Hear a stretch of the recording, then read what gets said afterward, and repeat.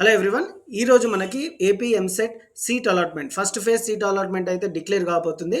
Timing after 6 PM, evening 6 PM తర్వాత ఎప్పుడైనా release అయ్యే అవకాశాలు ఉన్నాయి.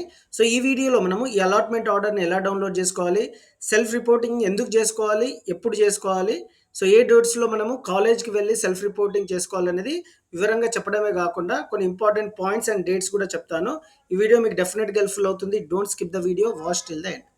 సో ముందుగా అఫీషియల్ వెబ్సైట్ ఇప్పుడు అయితే ఎలాంటి అప్డేషన్ అయితే లేదు. ఇక్కడ మీరు చూడొచ్చు. మనము ఫస్ట్ ఆఫ్ ఆల్ ఈ ఫార్మ్స్ ఏదైతే ఉందో ఈ ట్యాబ్స్ కింద ఇక్కడ మనకి 2 ట్యాబ్స్ అయితే అప్డేట్ చేస్తారు. వెబ్సైట్ని అప్డేట్ చేశాక ఈ 2 ట్యాబ్స్ అయితే ఇంక్లూడ్ చేస్తారు. ఇక్కడ download of allotment order, college wise allotment, ఇవన్నీ ఫార్మ్స్ కాలంలో ఉంటాయి. సో మీరు ఇక్కడ డౌన్లోడ్ ఆఫ్ అలాట్మెంట్ ఆర్డర్ అని క్లిక్ చేయగానే ఆ ట్యాబ్ మీద ఈ విధమైన డిస్ప్లే మీకు ఓపెన్ అవుతుంది. ఒకటి AP EAMCET hall ticket number అడుగుతుంది, డేట్ ఆఫ్ బర్త్. సో మీ హాల్ టికెట్ నెంబర్, మీ డేట్ ఆఫ్ బర్త్ ఇక్కడ ఎంటర్ చేసి ఇక్కడ సబ్మిట్ అని క్లిక్ చేయగానే ఈ విధమైన మొబైల్ నంబర్ అండ్ ఓటీపీ అడుగుతుంది. మీ రిజిస్టర్డ్ మొబైల్ నంబర్ ఇక్కడ ఇస్తారు. లాస్ట్ 4 డిజిట్స్ అయితే డిస్ప్లే చేస్తాయి. సో అది మీ నంబరా కాదా అని క్రాస్ చెక్ చేసుకొని మీ రిజిస్టర్డ్ మొబైల్కి వచ్చిన ఓటీపీని ఇక్కడ ఎంటర్ చేసి సబ్మిట్ బటన్ని క్లిక్ చేయాలి. ఒకసారి సబ్మిట్ బటన్ క్లిక్ చేయగానే ఈ విధమైన పేజ్ ఓపెన్ అవుతుంది. ఇక్కడ నుంచి ప్రాసెస్ చాలా ఇంపార్టెంట్ స్టూడెంట్స్. ఇక్కడ allotment order, self reporting, web option, report, ఈ 3 ట్యాబ్స్ ఉంటాయి. సో ముందుగా మనము అలాట్మెంట్ ఆర్డర్ అనే ట్యాబ్ మీద క్లిక్ చేయగానే మీ అలాట్మెంట్ అయితే డౌన్లోడ్ అవుతుంది.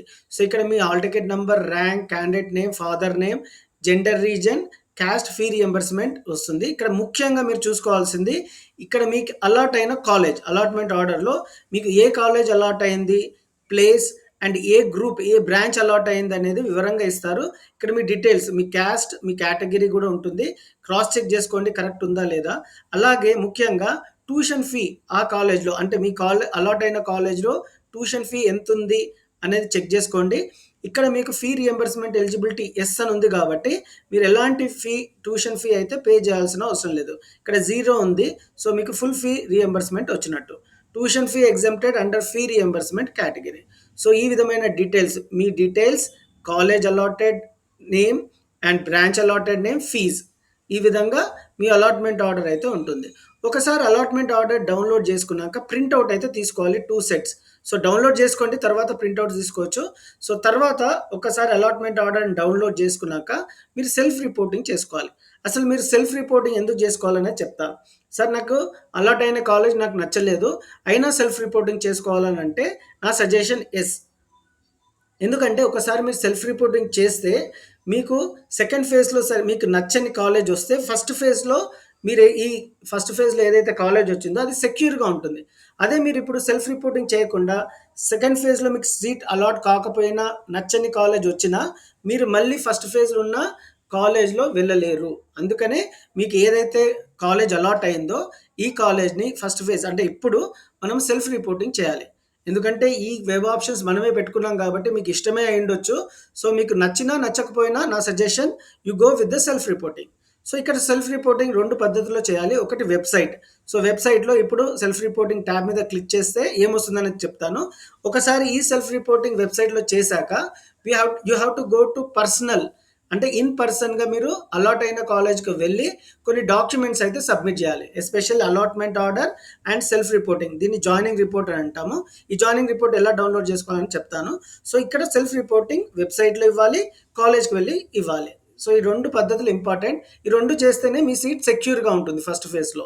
సో ఈ సెల్ఫ్ రిపోర్టింగ్ ట్యాబ్ మీద క్లిక్ చేయగానే మీకు పేజ్ ఈ విధమైన ఓపెన్ అవుతుంది.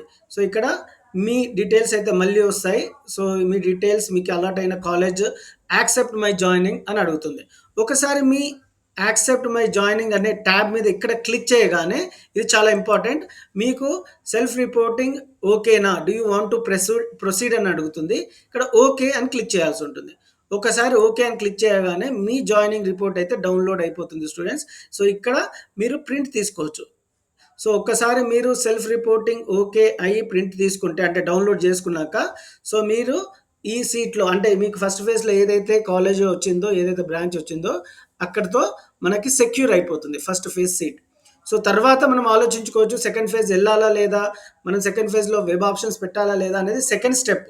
సో ఫస్ట్ అయితే మనకు అలాట్ అయిన కాలేజ్లో సెల్ఫ్ రిపోర్టింగ్ చేసినాము, ఒకవేళ నచ్చకపోయినా సెకండ్ ఫేజ్‌లో వచ్చిన కాలేజ్ బెటర్ ఆప్షన్స్ పెట్టి, ఆ కాలేజ్‌లో ఏవైతే సీట్ వచ్చిందో we can go with that. So, ఈ వీడియో మీకు హెల్ప్‌ఫుల్ అయినట్టుంటే please give a like, share with your friends. Thank you.